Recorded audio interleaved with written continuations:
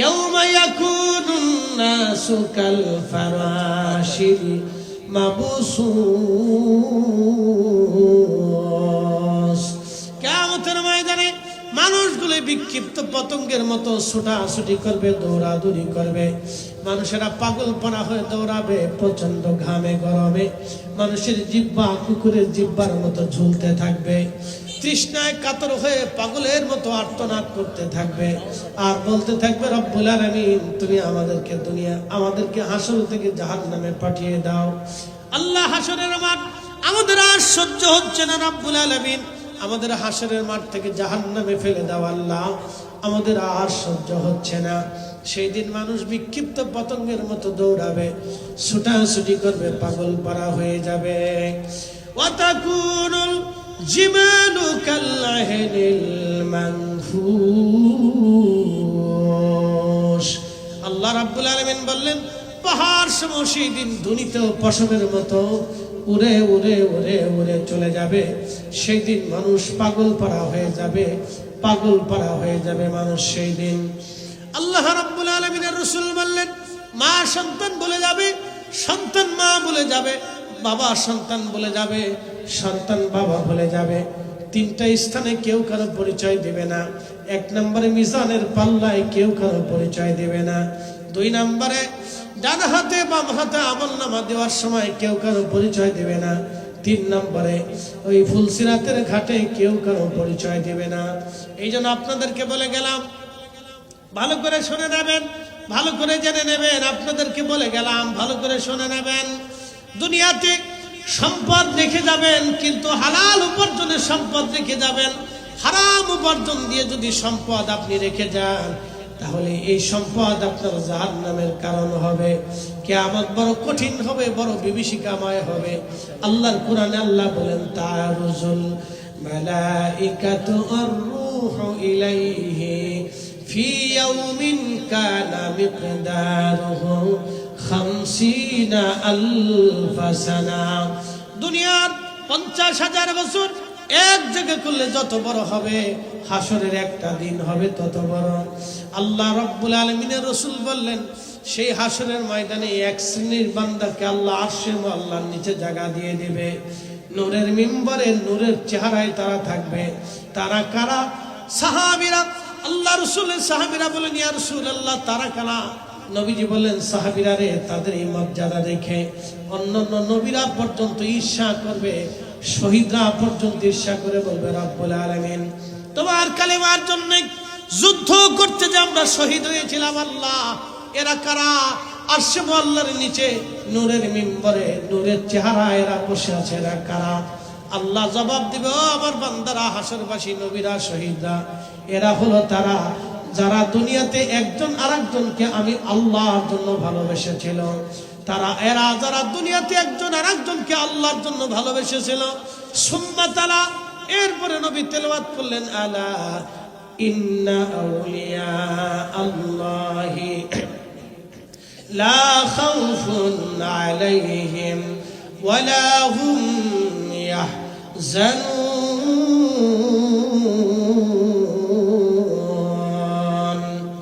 আমার আল্লাহ বললেন, সাবধান, আমার ওলি যারা, তাদের কোনো ভয় নেই, তাদের কোনো চিন্তা নাই। নবীজি আয়াত কারিমা তেলাওয়াত করলেন। তার মানে কিয়ামতের ময়দানে আরশে আল্লাহর নিচে জায়গা হবে ওলিরা, এবং যারা ওলিদেরকে ভালোবাসবে তাদের হাসরের ময়দানে আরশে আল্লাহর নিচে আল্লাহ তাদের জায়গা বরাদ্দ করে দেবে। একসাথে জোরে বলেন আল্লাহু আকবার। উপস্থিতি হাজিরিন, অনেকগুলি কথা আপনাদের সামনে বলে ফেললাম, ভালো করে বুঝে যাবেন আপনারা। আমার দেশে কোনো সমস্যা নাই, আমার দেশের একটা সমস্যা, সেটার নাম দুর্নীতি। এই দুর্নীতি যদি মাটির নিচে আমরা দাফন করতে পারতাম, এই দুর্নীতি যদি কবর দিয়ে একবারে কবরের মতো পুঁতে এরপরে সরিষা ছিটাইয়া পানি ঢেলে যদি আমরা আসতে পারতাম, তাহলে আমার দেশ সামনে দেশ হতো। আমার দেশ থেকে মাত্র 6 বছর আগে স্বাধীন হলো মালয়েশিয়া। আজকে দেখেন তারা পৃথিবীর সাথে চ্যালেঞ্জ দেয়। এত বড় উন্নত একটা দেশ, যাদের দেশে গেলে আমাদের দেশের মানুষেরা সেই দেশের চাকরি করে। তো শুধু চাকরি করে, একটা ভিসার জন্য দিনের পর দিন, মাসের পর মাস ঘুরে বেড়া, যে মালয়েশিয়ার একটা ভিসা পাই কিনা। বুঝতে পারছেন? আমাদের দেশ থেকে মাত্র 6 বছর আগে তারা স্বাধীন হলো। কই তাদের দেশে তো ইসলাম চলে যায় না, তাদের দেশে তো হিন্দু বৌদ্ধ খ্রিস্টান মুসলমান একসাথে বসবাস করতেছে। হিন্দু মন্দিরে পূজা করতেছে, বৌদ্ধ তার প্যাগোডায় পূজা করতেছে, খ্রিস্টান তার চার্চে উপাসনা করতেছে, মুসলমান ঠিক মসজিদে নামাজ পড়তেছে, নামাজ পড়ার পরে মুসলমানরা মিলাদও পড়তেছে, মিলাদ পড়ার পরে মুসলমানরা তাবারুকও খাচ্ছে, আজানের আগে ও দেশে দুরুদ সালাম কোরআন শরীফ তেলাওয়াত আছে। তাদের দেশে তো ধর্ম চলে যায় না, শুধু আমাদের দেশেই আসলে আজানের আগে দুরুদ পড়লে ধর্ম চলে যায়। এই কথা কেন যারা বলেন? আমাদের দেশে তাদের দেশের রাষ্ট্রীয়ভাবে ব্রুনাইতে, ইন্দোনেশিয়াতে, ফিলিপাইন্সে, মালয়েশিয়াতে রাষ্ট্রীয়ভাবে রাজারা, বাচ্চারা, প্রেসিডেন্ট, প্রধানমন্ত্রী রাষ্ট্রীয়ভাবে মিলাদুন নবীর র্যালিরে, মিছিলে, জশ্নে, জুলুসে তারা হেঁটে বেড়াচ্ছে। রাষ্ট্রের প্রধান হাঁটতেছে, মন্ত্রী পরিষদ হাঁটতেছে। তাদের দেশে ইসলাম চলে যায় না। আর আমাদের দেশে মিলাদুন নবীর র্যালি বের করলে আর একদল লাঠি সোটা নিয়ে বসে থাকে, গেলে আমরা ইসলাম বাঁচাচ্ছি। আবার ওদেরকে যদি কোনো ঘুষ করে দাওয়াত দিয়ে বাড়িতে নিয়ে সুন্দর করে গরুর গোশত রান্না করে দাওয়াত দেয়, তখন এই ঘুষ করে বাড়িতে কেলিয়ে কেলিয়ে কেলিয়ে কেলিয়ে তখন খাবার খায়। কষ্ট হচ্ছে আপনাদের? উচিত কথাই তো মায় বেজার, গরম বাতি বিলেই বেজার, ডাইল বাতি কুটুম বেজার। ওদের দেশে ধর্ম চলে যায় না, ধর্ম খালি বাংলাদেশ থেকে চলে যায়।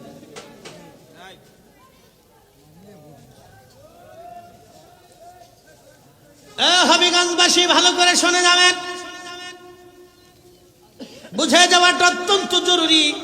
আমি কাজের কথা আপনাদের সামনে উপস্থাপন করলাম। ভাই আমার দেশে কোনো সমস্যা নাই, সমস্যা একটা, দুর্নীতি। এই দুর্নীতিকে যদি কবর দিতে পারেন, আল্লাহর কসম করে বলি, আমাদের চরিত্র যদি চেঞ্জ করতে পারেন, তাহলে অবশ্যই এদেশ সুন্দর হয়ে যাবে। কারণ এদেশে খনিজ সম্পদের কোনো অভাব নাই। পুরা সিলেট ডিভিশনটা খনিজ সম্পদের উপরে ভাসমান আছে। শুধু সিলেট না, চট্টগ্রাম এবং সিলেট দুইটা ডিভিশন খনিজ সম্পদের উপরে ভেসে আছে। উত্তরবঙ্গের মাটির নিচে পাথর এবং কয়লার উপরে উত্তরবঙ্গ ভেসে আছে। পুরো উত্তরবঙ্গের মাটির নিচে পাথর, পুরা নর্থ বেঙ্গলের মাটির নিচে কয়লা, পুরা দেশটার নিচেই খনিজ সম্পদে ভরা। আপনি শুনলে গা শিউরে উঠবে। পুরা দেশটাই খনিজ সম্পদের উপর ভাসতেছে। আমার এদেশের মাটি খনিজ সম্পদ। একটা বিচি ফেলাইলে এদেশের মাটিতে 50 বছর পানি না দিলেও বিচিতে গাছ ধরতে থাকে, গাছে ফল ধরতে থাকে। এদেশের প্রত্যেকটা মানুষ সম্পদ বলে। কারণ কি? এরা যদি মালয়েশিয়া যায় কঠিন পরিশ্রম করতে পারে, সৌদি আরবের প্রচন্ড গরমের ভিতরে 45 ডিগ্রি সেলসিয়াস তাপমাত্রার ভিতরে আমার দেশের যুবক যদি দেশে পরিশ্রম করে টাকা রুজি করতে পারে, তাহলে আমার দেশে ছেলে 45 ডিগ্রি সেলসিয়াস তাপমাত্রার ভিতরে দাঁড়িয়ে পরিশ্রম করে টাকা রুজি করতে পারবে। কথা বলেন না কেন? ঠিক না বেঠিক? আমার দেশের প্রত্যেকটা জনগণ সম্পদ, কিন্তু এই জনগণকে সম্পদ বানানো হয় নাই, জনগণকে আজকে বোঝা বানানো হয়েছে। কারা বানিয়েছে? দুর্নীতিগ্রস্তরা বানিয়েছে।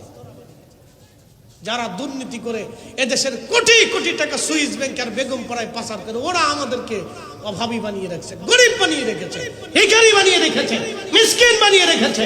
এই কথা কন না কেন? ওরা আমাদেরকে মিসকিন ভিখারি বানিয়ে রেখেছে। বাংলাদেশের কোন মসজিদের ইমামের বেতন নাই। মালয়েশিয়াতে যা দেখেন, একটা মসজিদের অন্তত 10টা ইমাম আছে। 10 জন ইমামের বিমাম রাষ্ট্র থেকে আসতেছে, তা হায়ার। মানে আপনাকে কি বলবো, ওই যে আমরা যে দুনিয়া ভরে চিল্লেছি, এই যে চিল্লে গলা ফেটে, আমাদের দেশের ইমামের বেতন কত? 5,000, সর্বোচ্চ 10,000। সেই 10,000 ইমামের বেতন, ওর চাকরি পাই তোর জান শেষ হয়ে গেছে।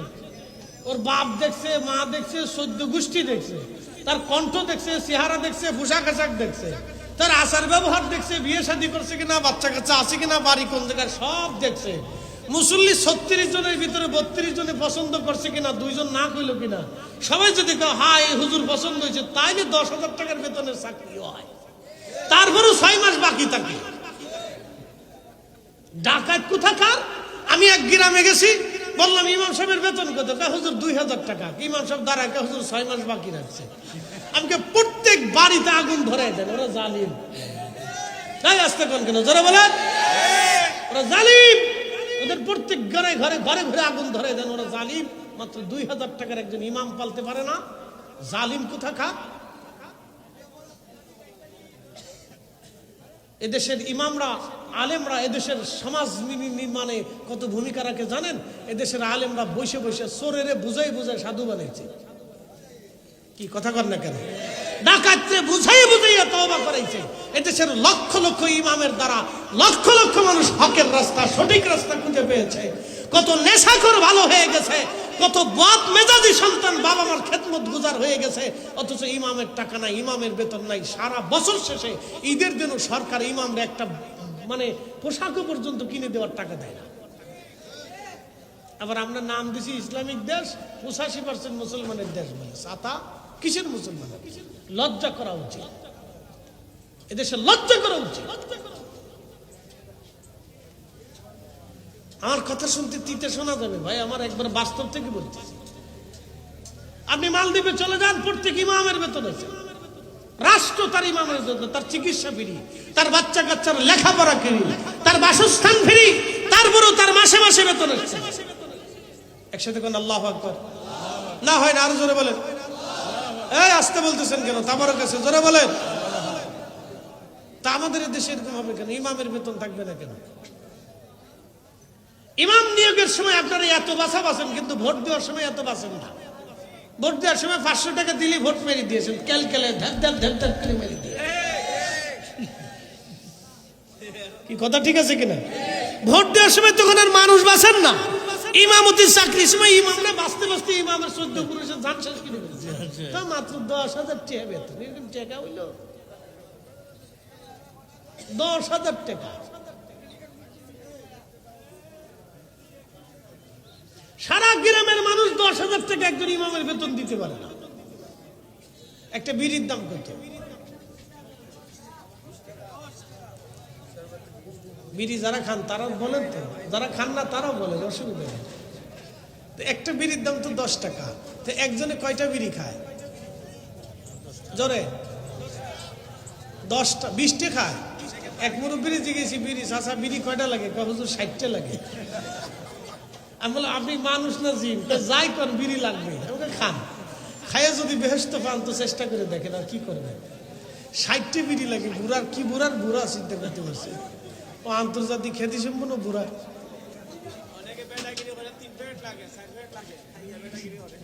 4 প্যাকেট খাইয়ে বলে ব্যাটাগিরি করে। বিড়ি খাইয়ে যদি ব্যাটাগিরি দেখানো যায় তা তো এরকম ব্যাটাই তো দরকার দেশে। আমার দিকে তাকান। ধরেন একজনে 10টা বিড়ি প্রত্যেক দিন খায়, তো 100 টাকা বিড়ির পিছনে খরচ হলো, মাসে কত গেল? 3,000 টাকা একজন লোক তার বিড়ির পিছনে খরচ করে। ইমামের বেতন 5,000 টাকা। লজ্জা করা উচিত না? শরম করা উচিত, হায়া থাকা উচিত মানুষের।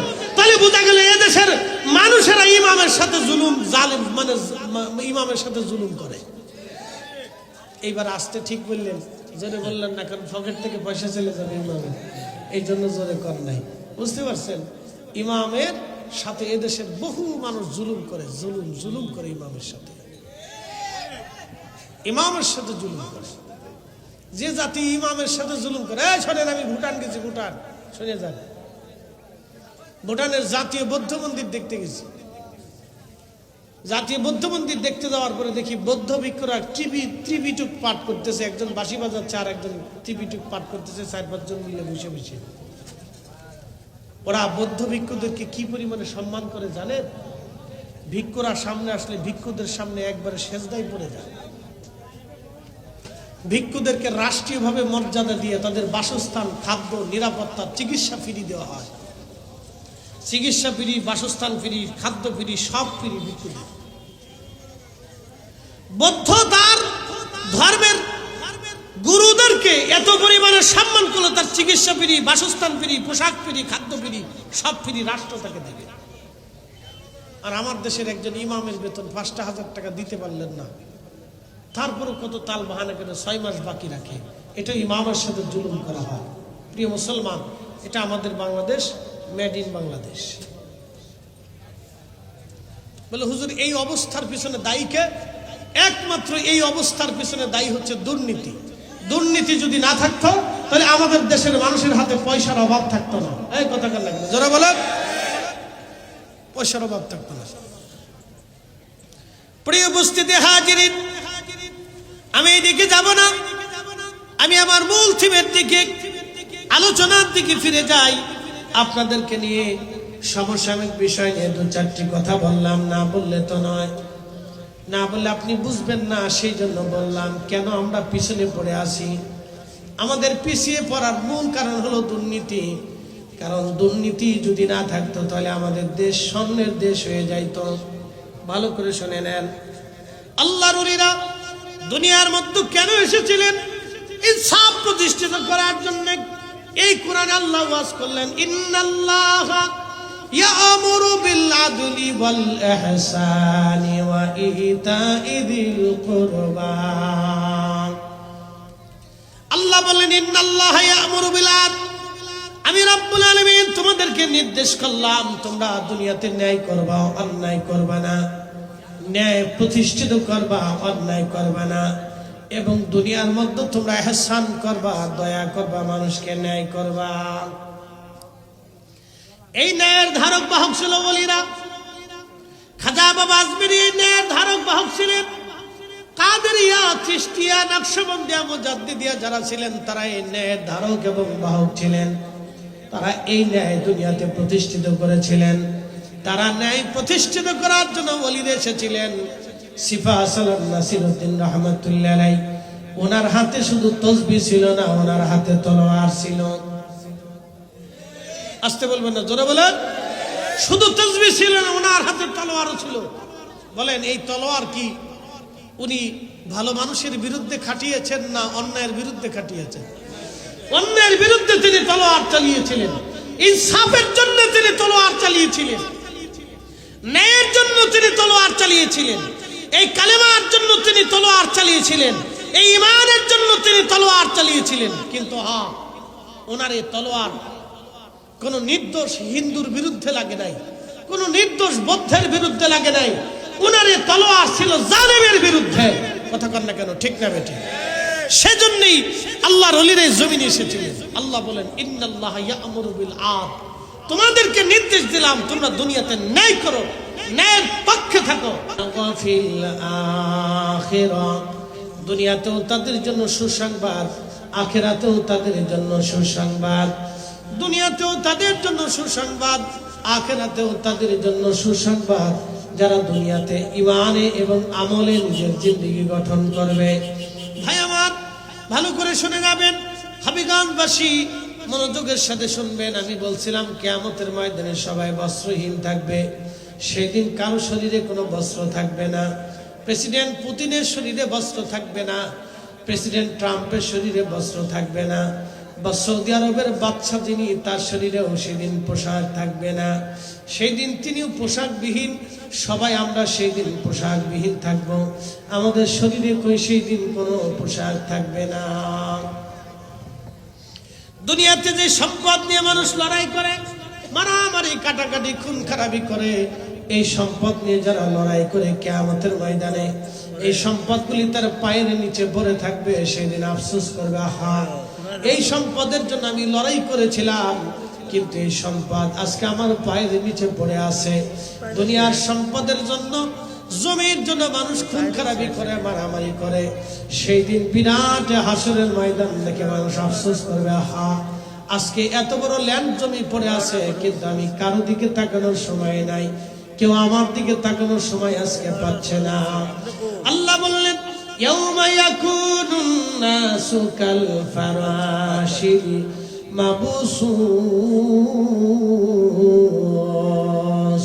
কিয়ামতের ময়দানে মানুষগুলো বিক্ষিপ্ত পতঙ্গের মতো ছোটাছুটি করবে, দৌড়াদৌড়ি করবে।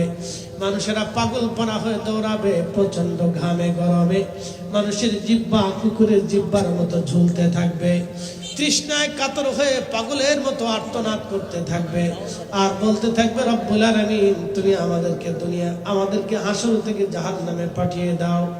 আল্লাহ, হাসরের মাঠ আমাদের আর সহ্য হচ্ছে না, রব্বুল আলামিন আমাদের হাসরের মাঠ থেকে জাহান্নামে ফেলে দাও আল্লাহ, আমাদের আর সহ্য হচ্ছে না। সেই দিন মানুষ বিক্ষিপ্ত পতঙ্গের মতো দৌড়াবে, ছুটাছুটি করবে, পাগল পারা হয়ে যাবে। ওয়াতাকুনুল জিমালু কাল্লাহিল মানফুশ। আল্লাহ রাব্বুল আলামিন বললেন, পাহাড় সমূহ সেই দিন ধ্বনিত পশমের মতো উড়ে উড়ে উড়ে উড়ে চলে যাবে। সেই দিন মানুষ পাগল পারা হয়ে যাবে, পাগল পারা হয়ে যাবে মানুষ সেই দিন। আল্লাহ রাব্বুল আলামিনের রাসূল বললেন, মা সন্তান বলে যাবে, সন্তান মা বলে যাবে, বাবা সন্তান বলে যাবে, সন্তান বাবা বলে যাবে।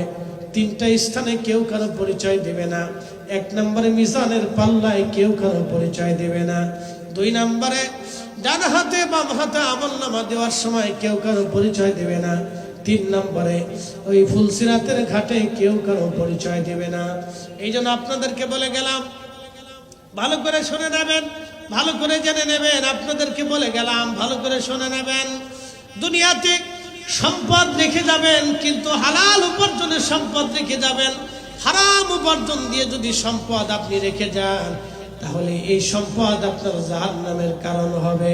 কিয়ামত বড় কঠিন হবে, বড় বিভীষিকাময় হবে।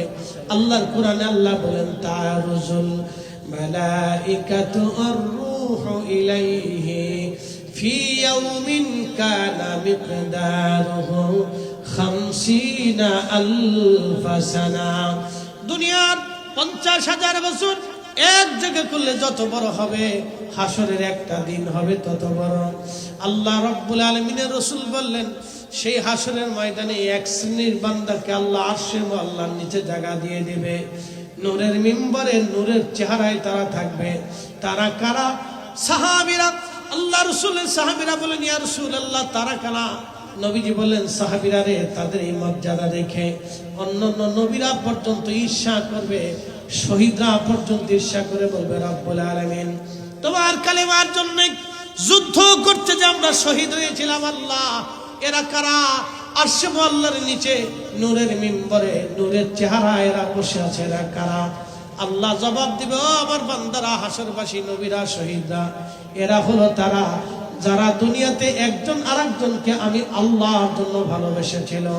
তারা এরা যারা দুনিয়াতে একজন আরেকজনকে আল্লাহর জন্য ভালোবেসেছিল। সুম্মা তালা, এরপরে নবী তেলাওয়াত করলেন, আলা ইন্না আউলিয়া আল্লাহি লা খাউফুন আলাইহিম ওয়ালা হুম ইয়াহজানুন।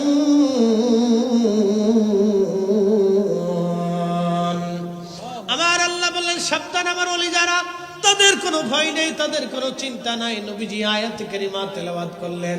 তার মানে কিয়ামতের ময়দানে আরশে আল্লাহর নিচে জায়গা হবে ওলিরা, এবং যারা ওলিদেরকে ভালোবাসবে তাদের হাসরের ময়দানে আরশে আল্লাহর নিচে আল্লাহ তাদের জায়গা বরাদ্দ করে দেবে।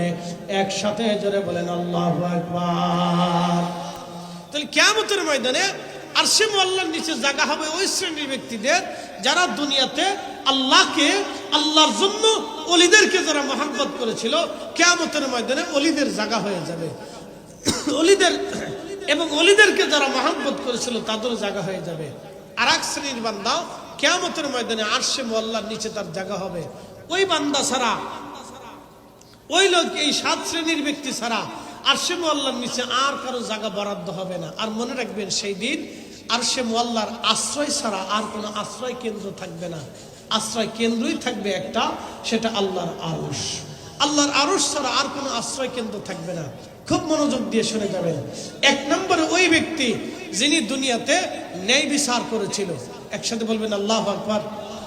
কি বিচার করেছিল? ন্যায় বিচার করেছিল। দুনিয়াতে যারা ন্যায় বিচার করেছিল, আরশে আল্লাহর নিচে তাদের জায়গা হয়ে যাবে। আচ্ছা বলেন তো, দুনিয়াতে যারা অন্যায় বিচার করেছিল তাদের কি অবস্থা হবে? কি কঠিন পরিণতি হবে, তাদের কি ভয়াবহ অবস্থা হবে যারা দুনিয়াতে অন্যায় বিচার করেছিল, অন্যায় বিচার করেছিল এবং অন্যায় বিচারে যারা সাহায্য করেছিল, কিয়ামতের ময়দানে তাদের পরিণতিটা হবে খুবই ভয়াবহ এবং মারাত্মক। 2 নম্বরে আল্লাহর নবী বলেন, আমার উম্মত, ওই ব্যক্তি আরশে আল্লাহর নিচে তার জায়গা বরাদ্দ হয়ে যাবে যে ব্যক্তি দুনিয়াতে নামাজ পড়ে মসজিদ থেকে বের হয়ে আসার পরে আবার মসজিদে বের হয়ে যাওয়ার জন্য উদ্গ্রীব হয়েছিল, এই লোকটা কিয়ামতের ময়দানে আল্লাহ তাকে আরশে মুআল্লার নিচে জায়গা বরাদ্দ করে দেবে। প্রথম নম্বর ওই ব্যক্তি যিনি ন্যায় বিচার দুনিয়াতে করেছিল। 2 নম্বর ওই ব্যক্তি যিনি নামাজ পড়ে মসজিদ থেকে বের হয়ে এসেছিল, আবার মসজিদে যাওয়ার জন্য উদ্গ্রীব হয়ে থাকতো, অর্থাৎ তার দিলটাকে মসজিদের সাথে ঝুলিয়ে রাখতো। এরকম মুসল্লি আছে না, মসজিদ থেকে বের হয়ে আবার মসজিদে যাওয়ার জন্য সে উদ্গ্রীব থেকে কখন আজান হবে, আজান হওয়ার সাথে সাথে সে পাগলের মতো মসজিদে ছুটে দৌড়ায় চলে যায়। আল্লাহ রাসূল বলছেন এই ব্যক্তি কিয়ামতের ময়দানে তার আরশে মুআল্লার নিচে জায়গা বরাদ্দ হয়ে যাবে। আরেক ব্যক্তি আরশে মুআল্লার নিচে জায়গা বরাদ্দ হবে, সেই ব্যক্তি ওই ব্যক্তি দুনিয়াতে যে ডান হাতে দান করত কিন্তু বাম হাতে জানতো না, ডান হাতে দান করত কিন্তু বাম হাতে জানতো না, এই ব্যক্তি আরশে মুআল্লার নিচে তার জায়গা বরাদ্দ হয়ে যেত হবে। 3 নম্বর আরেক ব্যক্তি ওই ব্যক্তি সেই যুবক যাকে কোনো সুন্দরী নারী জেনা করার জন্য আহ্বান করেছিল। এদেশের মানুষ এখন জেনারে গুনাহ মনে করে না, শুধু এদেশ না, সারা পৃথিবী, সারা ওয়ার্ল্ড জেনায় সয়লাব হয়ে গেছে।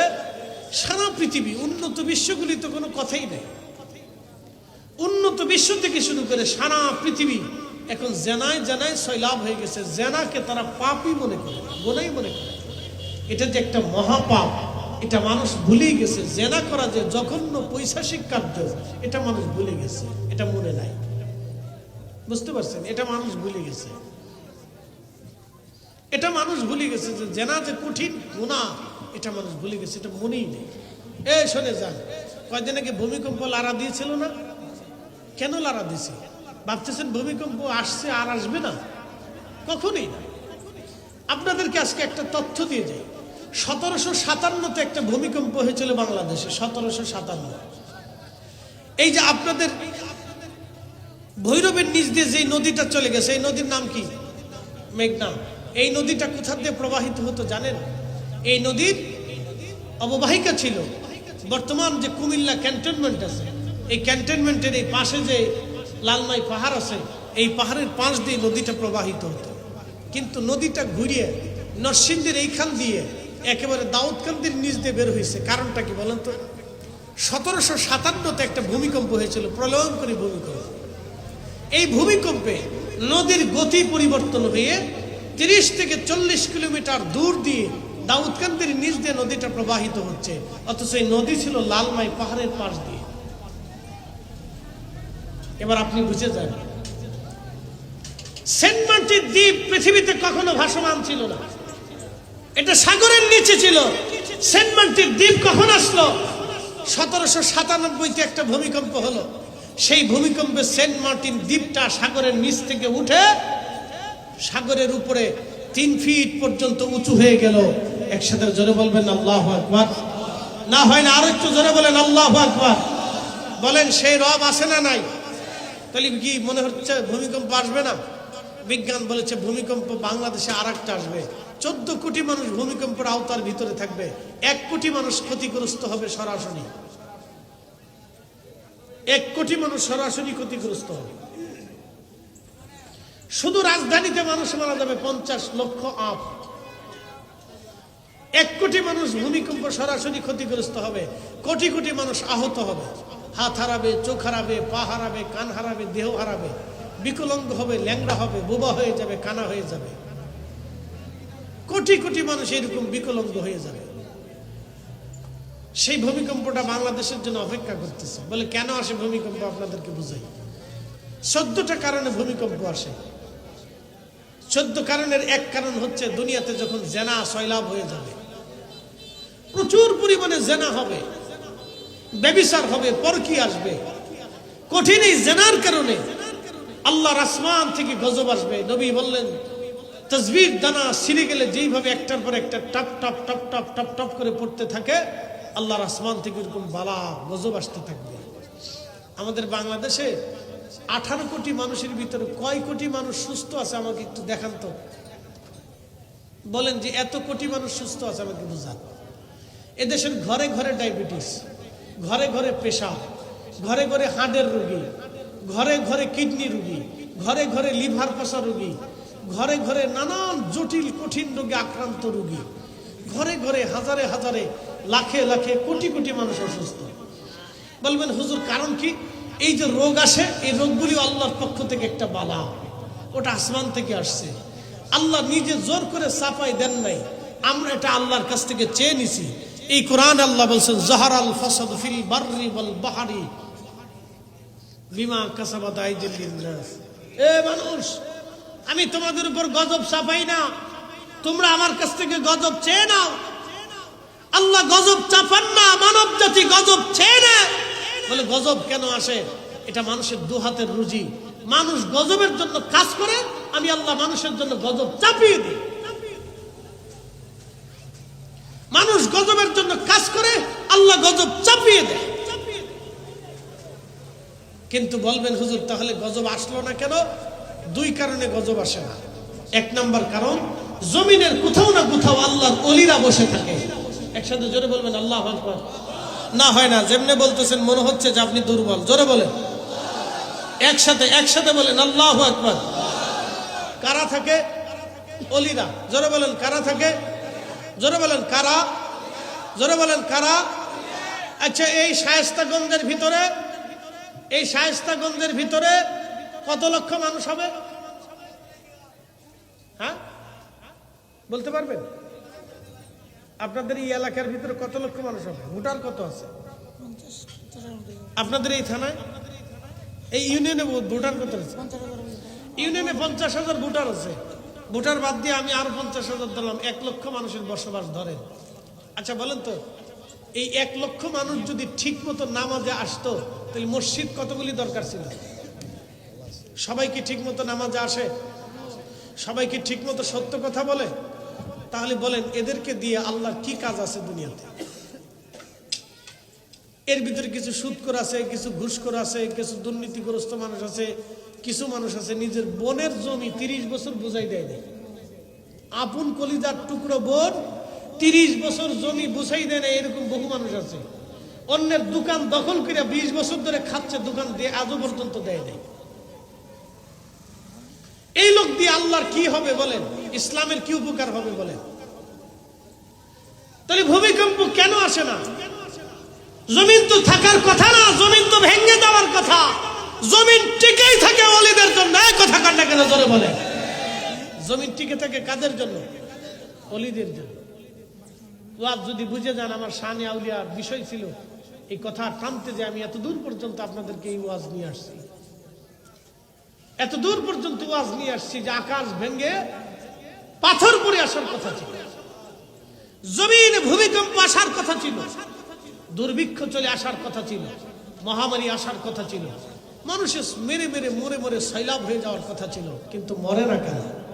আর গজব আসে না কেন? আল্লাহর জমিনের কোনায় কোনায় কিছু অলি থাকে।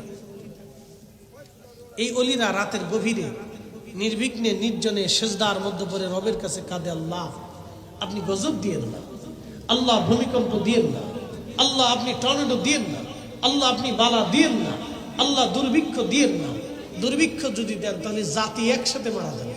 আল্লাহ ভূমিকম্প যদি এইভাবে দেন তাহলে জাতি একসাথে ধ্বংস হবে। আল্লাহ দিয়েন না।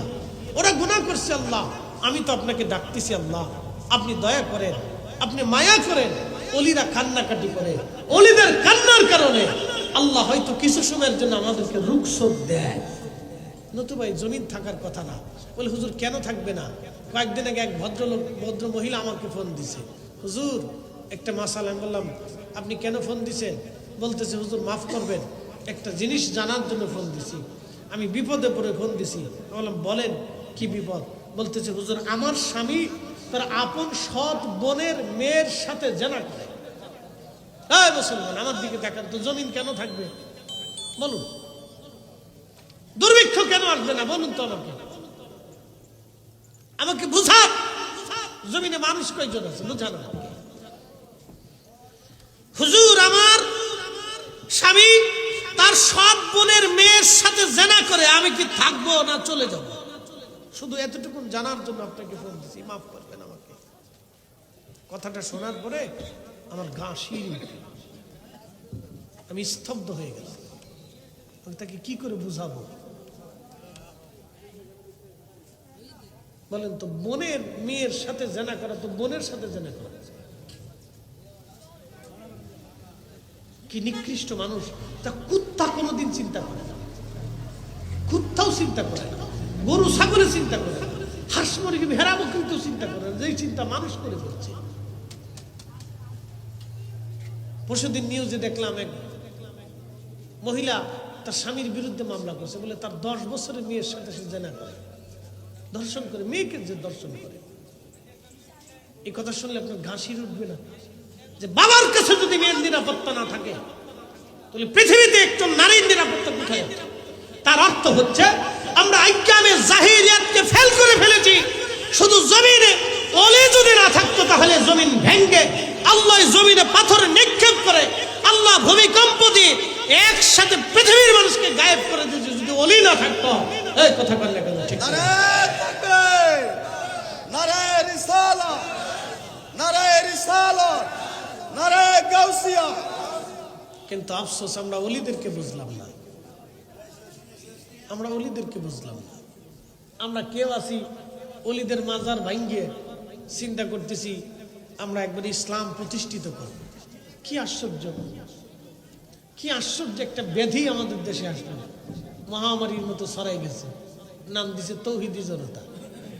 কি আশ্চর্য! কবর থেকে একটা মানুষ উঠাইয়া লাশ পুরাইতে হবে, এই ইসলাম তাকে কে শিখিয়েছে? কোন কালেমায়, কোন কিতাবে, কোরআনের কোন পৃষ্ঠাতে, রসুলের জিন্দিগির কোন হাদিসে আসে? বলেন, আবু জেহেলের চাইতে নিকৃষ্ট কাফের দুনিয়াতে কেউ আছে যে আল্লাহ রসুলকে তিলে তিলে তিলে তিলে তিলে তিলে কষ্ট দিয়েছে? সেও তো বদরের যুদ্ধে নিহত হওয়ার পরে নবী তার হাত কাটে নাই, নাক কাটে নাই, তার দেহকে বিকলঙ্গ করে নাই, তার বডির সাথে নবীজি কোনো অত্যাচার করে নাই। সাহাবাই کرام তার বডিতে আগুন ধরিয়ে পুড়িয়ে সারখার করে দেয়। কি করেছে? সাহাবীরা তার লাশটা ধরে নিয়ে কুয়ার মধ্যে ফেলে দিয়েছে।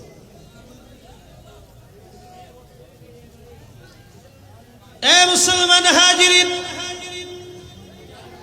পৃথিবীতে ওলি যারা ছিলেন, ওলিরা দেশে ইসলাম প্রতিষ্ঠিত করে গেছেন, ওলিরা দেশে ইসলাম দিয়ে গেছেন। এটা ওলিদের দেশ। আল্লাহ ওলিদের পথে আমাদেরকে চলার তৌফিক দান করুন, জোরে বলেন আমিন।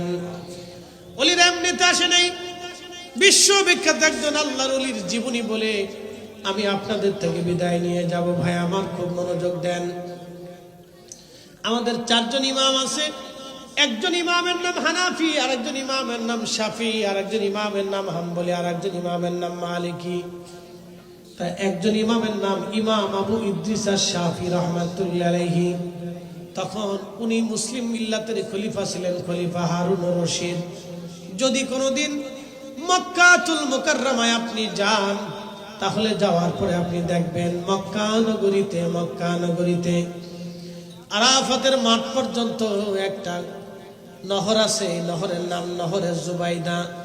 এই নহরে জুবাইদা 25 মাইল পর্যন্ত 1200 বছর আগে যিনি করে দিয়েছিলেন তিনি জুবাইদা। তিনি খলিফা হারুনুর রশিদ রাহমাতুল্লাহি আলাইহির স্ত্রী। আগে রাজা বাদশা যারা ছিলেন তারা জনগণের কল্যাণে কাজ করতেন। আগে ওলিরা যারা ছিলেন তারা জনগণের কল্যাণে কাজ করতেন। আগে আমিররা যারা ছিলেন তারা জনগণের চিন্তা করতেন, জনগণের কল্যাণে তারা কাজ করতেন। হাজিদের পানির জন্য এই মহিষী নারী তিনি একটা নহর করে দিয়েছিলেন। নহরের নাম নহরে জুবাইদা। প্রায় 1000 বছর পর্যন্ত দুনিয়ার মুসলমান মানুষেরা সেই নহরে জুবাইদার পানি পান করেছে। পৃথিবীতে 1000 বছর ধরে হাজিরা সেই নহরের পানি পান করেছে। আপনি বুঝেন তো 1000 বছরে কত হাজি কবরে ঘুমিয়ে গেছে সেই নহরে জুবাইদার পানি পান করে। তাহলে সমস্ত নেকিগুলি হযরতে জুবাইদা রাহমাতুল্লাহি আলাইহার কবরে পৌঁছায় গেল। সেই নহরে জুবাইদা এখনো আরাফাত পর্যন্ত আছে। ওনার স্বামীর নাম খলিফা হারুনুর রশিদের জামানাতে রোম পার্স এম্পায়ার থেকে, রোম সাম্রাজ্য থেকে রোমান সম্রাট চিঠি লিখলো, ওগো খলিফা মুসলমানদের আমির, আপনাকে বলতেছি শুনে নেন মুসলমানদের আমির, আমাদের খ্রিস্টান সম্প্রদায়েরা বিশ্বাস করি আমাদের ঈসা আল্লাহর বেটা, আর আপনারা বলেন ঈসা আল্লাহর নবী। ঈসা আল্লাহর বেটা, আমরা খ্রিস্টানরা এটা প্রমাণ করব, আর আপনারা প্রমাণ করবেন ঈসা আল্লাহর নবী। আমি খ্রিস্টান সম্প্রদায়ের পক্ষ থেকে আমি রোম সম্রাট আপনার কাছে আমার দল থেকে বড় বড় যুক্তিবাদী দার্শনিকদেরকে পাঠিয়ে দিলাম। এই মুনাজারাটা, এই বহসটা আমার দেশে হবে না, এই বহসটা ইরাকের বাগদাদে আপনার দেশেই হবে। আপনার দেশের মধ্যে যদি কোনো বিজ্ঞ লোক থেকে থাকে তাহলে আমার বিজ্ঞ লোকের সামনে আপনারা মুনাজারায় বসান। চ্যালেঞ্জ দিলেন তো কে? মুসলিম এম্পিয়রকে চ্যালেঞ্জ দিলেন, রোমান এম্পিয়র। মুসলিম সাম্রাজ্যের যিনি প্রধান খলিফাতুল মুসলিমিন হারুন আর রশিদকে চ্যালেঞ্জ দিলেন। রোমান সম্রাট প্রধান, তিনি চ্যালেঞ্জ দিয়ে যুক্তিবাদী দার্শনিক জ্ঞানী পণ্ডিতদেরকে রোম দেশ থেকে তিনি ইরাকের বাগদাদে পাঠিয়ে দিলেন। বলেন এখন যদি বহস না হয় তাহলে মুসলমান লজ্জায় পড়ে যাবে। তো ঠিক তখনই খলিফা হারুন রশিদ তিনি দ্রুত গতিতে বোর্ড করলেন। তিনি তার মন্ত্রী পরিষদ সভাসদদেরকে নিয়ে বসে গেলেন। আগের রাজা বাদশারা দেশের ক্রান্তি লগ্নে বড় বড় আলেম ওলামা জ্ঞানী বুদ্ধিজীবীদেরকে নিয়ে বসতেন। এটা আমাদের দেশে নাই। আমরা যদিও বলি গণতন্ত্র, তো গণতন্ত্র হলে আমাদের দেশের বড় বড় ইউনিভার্সিটির প্রিন্সিপাল যারা আছে, ভাইস চ্যান্সেলর যারা আছে, অধ্যক্ষ উপাধ্যক্ষ আছে, বিভিন্ন বিষয়ের উপরে পারদর্শী যারা আছে, বড় বড় বীর মাসায়েখ যারা আছে, আলেম ওলামা আছে, রাষ্ট্র তাদেরকে নিয়ে বসায় উচিত ছিল যে আমরা রাষ্ট্র কিভাবে চালাবো আপনারা সিদ্ধান্ত দেন। কিন্তু দুঃখের বিষয় আজও পর্যন্ত স্বাধীনতার পর থেকে এই পর্যন্ত এই বিজ্ঞ লোকদেরকে নিয়ে কেউ রাষ্ট্রপ্রধানরা বসে না। সবাই যার যার দলের লোক নিয়ে বসে থাকে। সেই দিনের খলিফা হারুন আর রশিদ বিজ্ঞ আলেম ওলামা সব জ্ঞানী গুণীদেরকে নিয়ে বসে গেলেন। দেখেন খলিফা বসে দিয়ে বললেন, আমাকে আপনারা সমাধান দেন, বহস করবেন কি করবেন না। যদি বহস করেন তাহলে বহসের জন্য উপযুক্ত ব্যক্তি কে আছে, আর যদি বহস না করেন তাহলে সেটা বলেন। তো সবাই বলল, খলিফা বহস যদি না করি, আমরা যদি বিতর্ক না করি, তাহলে পৃথিবীতে মুসলমান সারা জীবন মাথা নত করে থাকবে। পৃথিবীতে মুসলমান সারা জীবন মাথা নত করে থাকবে। তাহলে কি করা যায়? বলে আমাদের পৃথিবীতে একজন আলেম আছে, এই আলেমের নাম হযরত ইমাম আবু ইদ্রিস আশ-শাফিঈ। পৃথিবীর সবচেয়ে বড় আলেমদের মধ্যে ইনি বর্তমান বড় আলেম এবং বড় আল্লাহর ওলি। উজির বললেন, হুজুর ওনাকে দিয়ে যদি আপনি বহস করান তাহলে আশা করা যায় বিজয় হবে। খলিফা হারুন আর রশিদ বললেন, তাহলে চিঠি লেখেন। কি চিঠি লিখব? দ্রুত গতিতে বলেন সে যেন ইরাকের বাগদাদে চলে আসে, কারণ খ্রিস্টানরা আমাদের দিকে রওনা হয়ে গেছে, তারাও আসবে, আমরাও থাকবো, বহস হবে। খলিফা হারুন আর রশিদ চিঠি পাঠিয়ে দিলেন। তখন তিনি বাইতুল আকসার ইমাম ছিলেন, ইমাম আবু ইদ্রিস আশ-শাফিঈ। তখন বাইতুল আকসা ফিলিস্তিন মুসলমানদের দখলে ছিল।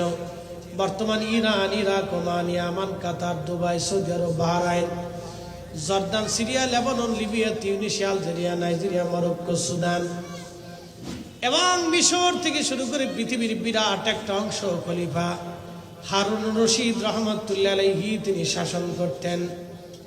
এমনকি তুরস্কের কিনারা পর্যন্ত তিনি শাসন করতেন। বিরাট এই দেশ শাসন করতেন খলিফা হারুন আর রশিদ রহমাতুল্লাহ আলাইহি। ভাই আমার, তখন হুজুরের কাছে চিঠি পাঠাইলেন। হুজুর চিঠির জবাব দিলেন, খলিফা আমি খ্রিস্টানদের সাথে বহস করব, কিন্তু শর্ত হলো বহস হবে দজলা নদীর পারে এবং সময়টা হবে জোহরের নামাজের পরে। আমি বহস করব, সময় হবে জোহরের নামাজের পরে, স্থান হবে দজলা নদীর পারে। খলিফা চিঠি পাঠিয়ে দিলেন, হুজুর আপনি চলে আসেন, আপনি যেইভাবে শর্ত দিবেন আমি শর্ত মেনে নিব, কিন্তু তারপরও বহস করতে হবে। কারণ মুসলমান এই বহাসে যদি একবার হেরে যায় সারা জীবন মুসলমান মাথা নিচু করে থাকবে, মুসলমানের ইজ্জত দেখানো যাবে না। আল্লাহু আকবার। তেলের গাড়ি তেলে চলি, হাওয়ার গাড়ি হাওয়ায় উড়ে, বিনা তেলে চালাই গাড়ি নবী সুলাইমান। আমরা সেই মুসলমান, আমরা সেই মুসলমান, আমরা সেই মুসলমান। কিন্তু আমাদের সেই রুহানিয়াত, সেই অস্তিত্বকে আমরা বিলীন করে ফেলেছি, হারিয়ে ফেলেছি।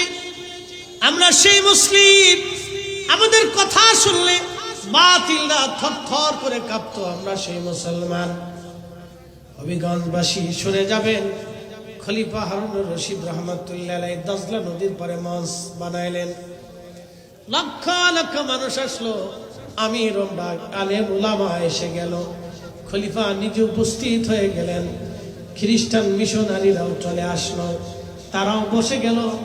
আজকে বিতর্ক হবে মুসলমানদের সাথে খ্রিস্টানদের। সব ধর্মের মানুষ আসছে বহাল দেখার জন্য। লক্ষ লক্ষ মানুষ ইরাকের বাগদাদে বহজ দেখার জন্য চলে আসলেন। হবিগঞ্জবাসী ভালো করে বুঝে যান, ইসলাম ওলিদের কাছে নিরাপদ ছিল, ইসলাম ওলিদের কাছেই নিরাপদ থাকবে। এবং ইসলামের ঝান্ডা যদি কখনো কারা উড়ায়, তাহলে ওলিরাই ইসলামের ঝান্ডা উড়াবে, ওলিদের কাছে ইসলামের ঝান্ডা উড়বে। ভালো করে শুনলেন তো খলিফা হারুনুর রশিদ রহমাতুল্লাহ আলাইহি বিরাট মঞ্চের ইন্তজাম করে লক্ষ লক্ষ মানুষ আসছে বহাজ দেখার জন্য দজলা নদীর পাড়ে। বহাজ শুরু হবে, জোহরের নামাজের সময় হয়ে গেল। হযরত ইমাম আবু ইদ্রিস আশ-শাফিঈ রাহিমাহুল্লাহ তিনি জোহরের নামাজ পড়ার জন্য জোহরের নামাজের সময় স্টেজে উপস্থিত হলেন। খলিফাকে বললেন, খলিফাতুল মুসলিমিন, আমি নামাজ পড়ে তারপরে বহাস করব, আগে একটা জায়নামাজ দেন, আগে আমি নামাজ সেরে নেই। খলিফা হারুনুর রশিদ রাহমাতুল্লাহি আলাইহি তিনি জায়নামাজ দিলেন। হযরত ইমাম শাফিঈ জায়নামাজ নিলেন। জায়নামাজ খানা নিয়ে তিনি দজলা নদীর মধ্যে জায়নামাজ বিছায়ে দিলেন। দজলা নদীর উপরে পানির উপরে জায়নামাজ ভাসতে লাগলো। ওই জায়নামাজের উপরে ইমাম আবু ইদ্রিস শাফিঈ দাঁড়িয়ে গেলেন। জায়নামাজ পানির উপরে ভাসে, সেই দিন পানি তার জায়নামাজ ডুবাই নাই। জায়নামাজ নিয়ে দজলা নদীর মাঝখানে তিনি পুরা জোহরের নামাজ আদায় করলেন। জোহরের নামাজ শেষ করার পরে ইমাম আবু ইদ্রিস শাফিঈ ডাক দিলেন, এ খ্রিস্টানেরা, তোমরা কারা বহাস করার জন্য আমার কাছে আসছো বলো। কলিজার মধ্যে যদি তোমাদের সাহস থেকে বহাস করার যোগ্যতা যদি থাকে, তাহলে তোমরা চলে আসো। আমি ইমাম ইদ্রিস শাফিঈ আজ দজলা নদীর মাঝখানে যাই নামাজ পড়ে অপেক্ষায় করলাম।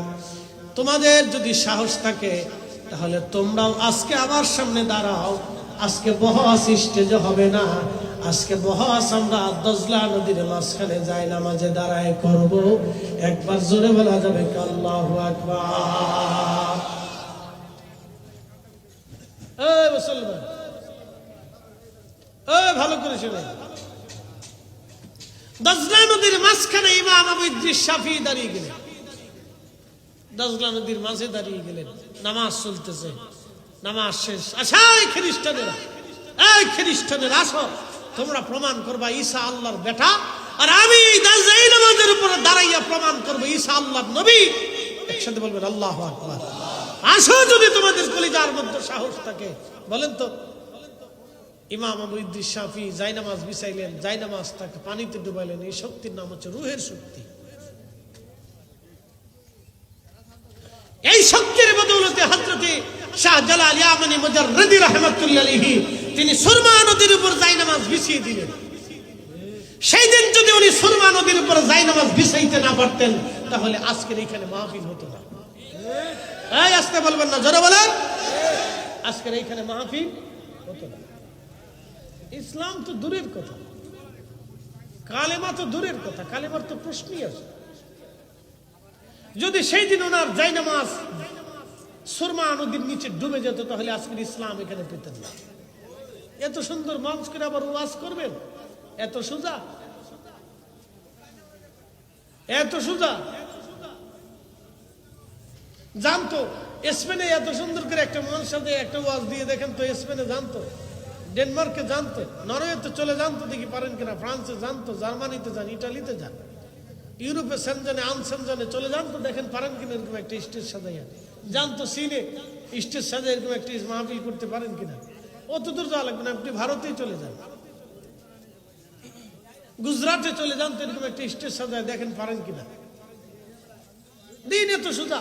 খাজা বাবা আজমিরি কি ওয়াজ করেছিলেন, তার জবানের হুজুর কি ছিল, তার রুহের শক্তি কি ছিল, যে একজন না দুইজন না 90 লক্ষ মানুষ কালেমা পড়ে মুসলমান হয়েছিল। আমরা সেই দলের নাম হলে সুন্নাতুল জামাত, অথচ আমরা বানাইছে বেদাতি আর মাজার পূজারি। কথা বল না কেন, ঠিক না বেটা? আমরা বলতেছে ওরা মাজার পূজারি। আমরা হলাম সেই জামাত, যেই জামাতের আকাবিররা এদেশের মানুষকে কালেমার শিক্ষা দিয়েছে, ঈমান দিয়েছে, কালেমার পতাকা আল্লাহর আকাশে উড়িয়েছে, অথচ আমরা বানাইছে বেদাতি। আমরা আজকে তাদের কাছে হয়েছি বেদাতি। কি আশ্চর্য! উদর পিন্ডি বুদর করে চুরি করছে একজন, চাপাইছে আরেকজনের গাড়ির উপরে। বুঝতে পারছেন? উদর পিন্ডি বুদর গাড়ি। বেদাতি কি আর বেদাতি বানাইছে কেন? আচ্ছা বলেন তো, মুনাজাত বন্ধ করে দেওয়া এটা সুন্নাত। মুনাজাতকে বন্ধ করে দেওয়ার যারা চেষ্টা করতেছে ওরা হলো অরিজিনাল বেদাতি। আর আমরা যারা মুনাজাতকে প্রতিষ্ঠিত রাখার চেষ্টা করতেছি আমরা হইছি অরিজিনাল সুন্নতি। আমরা সুন্নতের জন্য লড়াই করি। এই কথা কার না কেন যারা বলেন, আমরা কিসের জন্য লড়াই করি? সুন্নতের জন্য লড়াই করি, যে এটা জিন্দা রাখতেই হবে, আর ও আসছে এটা বন্ধ করতেই হবে। তাহলে যে বন্ধ করতে আসছে ও সুন্নতকে বন্ধ করার জন্য আসছে, আর আমরা নবীর সুন্নতকে প্রতিষ্ঠিত রাখার জন্য জিহাদ করতেছি। তাহলে অরিজিনাল আমরাই হচ্ছে সুন্নতি, কিন্তু হয়েছে আমরা হয়েছি বেদাতি। কি আশ্চর্য! উদর পিন্ডি বুদর করে চুরি করছে একজন, চাপাইছে আর একজনের গাড়ির উপর। প্রিয় উপস্থিতি, ভালো করে শুনে নেন হাজিরিন। হযরত ইমাম শাফি রাহমাতুল্লাহ আলাইহি দজলার দাই নামাজে দজলার উপরে দাঁড়িয়ে আছেন। তোমাদের যদি কলিজায় সাহস থাকে তো আসো, আজকে বহাস দজলা নদীর মাঝখানেই হবে। লক্ষ লক্ষ মানুষ দজলা নদীর দিকে তাকিয়েছে হা করে, হা হা, এটা কি হলো, এটা কি করে সম্ভব, এটা আবার কোন বিদ্যা যে বিদ্যায় দজলার পানি থেকে ডুবায় না, এটা আবার কোন বিদ্যা যেই বিদ্যা দজলার পানিতে ডুবাই না থাকে। হযরত ইমাম শাফিঈ যখন ডাক দিলেন, খ্রিস্টান মিশনারি যিনি প্রধান ছিলেন, যিনি বহসের প্রধান ছিলেন, তিনি তখন ডাক দিয়ে বললেন, হুজুর আমাদের বহাস লাগবে না, আপনি চলে আসেন, স্টেজে চলে আসেন, আমরা আপনার ওই কালেমা পড়ব, যেই কালেমা আজকে আপনাকে এত বড় সম্মানিত করেছে।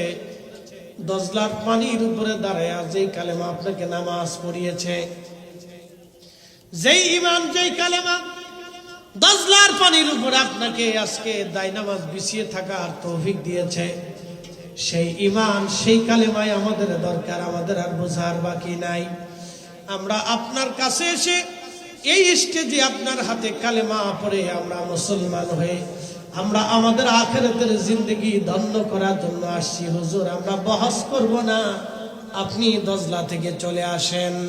একবার জোরে বলা যাবে কি আল্লাহু আকবার? এরা মুসলমান, এরা ওলি।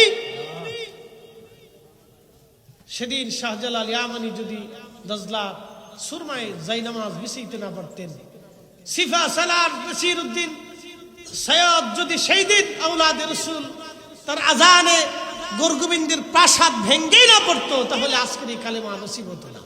ও ভাই, ভালো করে বুঝে যান, এই জন্য অলির দরকার। অলি আমরা নির্বাচিত করি না। প্রত্যেক 100 বছর পরে একজন মুজাদ্দিদ আসে, একাধিক মুজাদ্দিদ আসে। এই মুজাদ্দিদ আমরা নির্বাচন করি, এটা আল্লাহ নির্বাচন করে পাঠিয়ে দিয়ে তার দিনকে সংস্কার করা হয়। অনেকে বলে ইসলাম চলে গেল, বেটা ইসলাম কোথায় গেছে? ইসলামকে হালাকু খান বিদায় করতে পারে নাই, চেঙ্গিস পারে নাই। এর চেঙ্গিসের চাইতে পৃথিবীতে এরকম রক্ত পিপাসু কোনো বাচ্চার জন্মই হবে না। 2 কোটি মানুষ হত্যা করে ফেলেছে সেই জমানাতে। আপনি বুঝতে পারতেছেন এই জমানা না সেই জমানাতে। এই জমানাতে একটা পারমাণবিক বোমা ফেলে দিলে তো 2 কোটি মানুষ মারা যাবে, কিন্তু সেই জমানাতে চেঙ্গিস খানের মতো লড়াকু আর খাওয়ারিজম রাজধানী যেই দিন চেঙ্গিস দখল করলো 3 দিন পর্যন্ত হত্যাযোগ্য করেছিল। 12 লক্ষ মুসলমান 3 দিনে হত্যা করেছিল।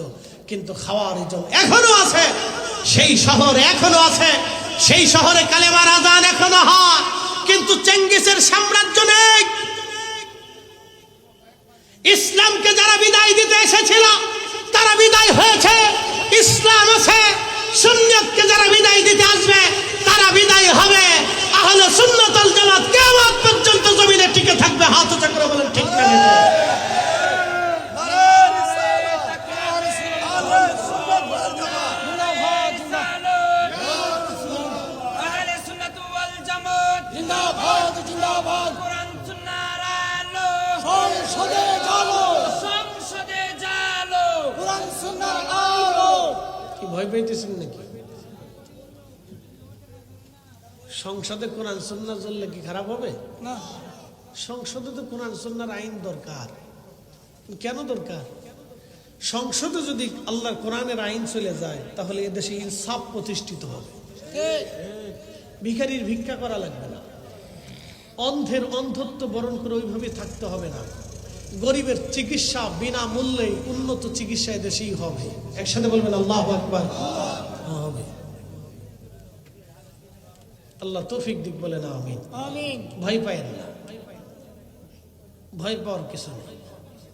আল্লাহ আমাদেরকে তৌফিক দিক আহলে সুন্নাত ওয়াল জামাতের পথে থাকার। আমিন। জোরে বলেন না আমিন। আমিন। আল্লাহ তৌফিক দিক। পৃথিবীতে সবাই ঈমান নিয়ে কবরে যেতে পারে না ভাই, না সবাই পারে না। সনাতনীদের ভিতরে বড় বড় ডক্টর আছে, খ্রিস্টানদের ভিতরে বড় বড় ডক্টর আছে, মাজুসিদের ভিতরে বড় বড় ডক্টর আছে। এই আপনার ওটা কি পাগল না ছাগল? হ্যাঁ, তো বস্তা বাঁধলে কি চিল্লাইতে হবে নাকি? তো বাঁধলে কি চিল্লিয়ে বাঁধতে হবে? চিল্লে ছাড়া বাঁধা যায় না। ও চিল্লে কি শক্তি জোগাড় করে নাকি? ও আচ্ছা আচ্ছা, শক্ত হয় বেশি না? আচ্ছা, বাপরে বাপ, ধাক্কা দিতে হয় না? হেই গিয়ে আরো জোরে, হেই গিয়ে জোর হয় নাকি? হেই গিয়ে মাশাআল্লাহ। তাই এতে করলে তো আমরা মাইক থেকে একটু দিয়ে দিতাম, তাতে সুবিধা হয়ে যেত। যেমনি চিল্লাচ্ছে মনে হয় যেন যুদ্ধ লেগে গেছে। আচ্ছা, অসুবিধা নাই, তার কাছে করো। আমরা আর কথা বাড়াবো না। আল্লাহ আমাদের তৌফিক দিক, ইনসাফ প্রতিষ্ঠিত করে। জোরে বলে না আমিন। না আরেকটু জোরে বলে না আমিন। আসেন নবীজিকে সালাম জানাই। ইয়া নবী সালাম আলাইকা। এলাহি তুমি মনিবের আসমানে আমরা হাত বাড়াইছি আল্লাহ। ইয়া রাব্বি মনিবের আসমানে হাত বাড়াইছি আল্লাহ। আজকের মাহফিল তোমার শাহী দরবারে মঞ্জুর করো আল্লাহ। হাদিয়া টুকুন অসংখ্য অগণিত গুণে বাড়াইয়া তোমার মেহবুবের দরওয়াজাতে পৌঁছায় দাও আল্লাহ। তোমার মেহবুবের আপনজন সাহাবায়ে আজমাইন, আশারে মুবাশশিরিন, খুলাফায়ে রাশিদিন, আহলে বাইতুন নবী যারা যে যেখানে ঘুমিয়ে আছেন সকলের রূহে পাকে দয়া করে হাদিয়া পৌঁছায় দেন আল্লাহ। কাদেরিয়া, চিশতিয়া, নকশবন্দিয়া, মুজাদ্দিদিয়া, হানাফি, শাফিঈ, মালিকি, হাম্বলি যত উলামা, ফুদালা, নুজাবা, নুকাবা, আখির আবদাল, হযরত 360 আউলিয়া, সিফা সালান নাসিরউদ্দিন রহমাতুল্লাহ আলাইহি। আল্লাহ এই জমিনে মোরার বন্দে যত ওলিরা ঘুমিয়ে আছেন রব্বুল আলামিন আল্লাহ, আল্লাহ আমার প্রিয় মুর্শিদ সহ আল্লাহ এই জমিনের মাটির নিচে যত ওলিরা ঘুমিয়ে গেছেন উত্তরে, দক্ষিণে, পূর্ব, পশ্চিমে সকলার খেদমতে আজকের মাহফিলের হাদিয়া পৌঁছে দাও আল্লাহ। আল্লাহ কারো বাবা নাই, কারো মা নাই, আল্লাহ কারো মাও নাই, বাবাও নাই। বাবা মার কবরগুলি জান্নাতের বাগান বানায় দাও আল্লাহ। রব্বুল আলামিন এই মাহফিল সুন্দর করে যারা সাজাইলো তাদের বাড়ি ঘরগুলি তুমি রহমতের বাগান দিয়ে দয়া করে সাজায় দাও আল্লাহ। আল্লাহ মাহফিলের জন্য নিবেদিত প্রাণ হয়ে অর্থবিত্ত দিয়ে শারীরিক শ্রম আর মেহনত দিয়ে আল্লাহ সুন্দর বাগান সাজাই দিল, যারা টাকা দিল পয়সা দিল আল্লাহ সকলার খেদমত গুলি তোমার শাহী দরবারে মঞ্জুর করো আল্লাহ। ইয়া রাব্বি হাত তুলে ধরছি আল্লাহ, জীবনে যত অন্যায় করেছি জানা অজানা সমস্ত গুনাহগুলি তোমার দরজা থেকে আমাদের মাফ করে দাও আল্লাহ। আহলে সুন্নাতুল জামাতের পথে আমাদেরকে প্রতিষ্ঠিত রেখে দাও আল্লাহ। আহলে সুন্নাতুল জামাতের পথে আমাদেরকে মঞ্জুর করে নাও আল্লাহ। তোমার ওলিরা যে পথে ঘুমাইছে তোমার ওলিদের পথে চলার তৌফিক নসিব করো আল্লাহ। ইউনুস নবীরে করছো গো দয়া আল্লাহ, মাসর পেটেতে রাখিয়া আমরা রেডি করবা গো দয়া আল্লাহ, কবরে রাখি আল্লাহ মাফ করছনি। রব্বুল আলামিন এই মাহফিলের জন্য এই মাহফিল কমিটির সভাপতি, সেক্রেটারি, কেশিয়ার, সদস্যবৃন্দ আল্লাহ মুরব্বী দোয়া চাইলেন আল্লাহ। আর ভাই অনেকেই দোয়ার আশা নিয়ে বসে আছেন, বিপদে পড়ে, মুসিবতে পড়ে, রোগে পড়ে, অভাবে পড়ে, ঋণের বোঝা মাথায় নিয়ে যারা বসে আছি ইয়া রব আল্লাহ, তুমি তাদের সকল নেক মাকাসাদগুলি দরজা থেকে পুরা করিয়া দাও আল্লাহ। এখানে অনেকে আছে জীবনে তোমার রসুলের বারগাহের মেহমান হতে পারে নাই আল্লাহ, তোমার হারামে তারা যেতে পারে নাই, একবার হলো মক্কা মদিনা জিয়ারতের তৌফিক নসিব করো আল্লাহ। আল্লাহ ভূমিকম্প দিয়ে, টর্নেডো দিয়ে, অভাব দিয়ে, অভিযোগ দিয়ে, দুর্ভিক্ষ দিয়ে আমাদের জমিনকে তুমি ধ্বংস করো না আল্লাহ। প্রাকৃতিক দুর্যোগ, ভূমিকম্প এবং টর্নেডো দিয়ে, মহামারী দিয়ে, দুর্ভিক্ষ দিয়ে, গৃহযুদ্ধ দিয়ে আল্লাহ আমাদের উপরে বিপদ তুমি সাফায়া দিও না আল্লাহ। ইয়া রাব্বি এই জমিনের মাটির নিচে তোমার যত অলিগণ ঘুমাইছে আল্লাহ, তাদের উসিলায় আমাদের জমিনকে দয়া করে হেফাজত করো আল্লাহ। আমাদের দেশের স্বাধীনতার সার্বভৌমত্বকে তুমি রক্ষা করো আল্লাহ। আমাদের দেশের অর্থনীতিকে তুমি দয়া করে সমৃদ্ধশালী করো আল্লাহ। আলহামদুলিল্লাহি রাব্বিল আলামিন, আসসালাতু ওয়াসসালামু আলা রাসূলিহিল কারীম। আল্লাহ সাকারাতের বিছানা আসবে, মৌতের যন্ত্রণা আসবে, কঠিন সময় আমাদের জবানে জারি করো মধুর কালেমা লা ইলাহা ইল্লাল্লাহু মুহাম্মাদুর রাসূলুল্লাহ।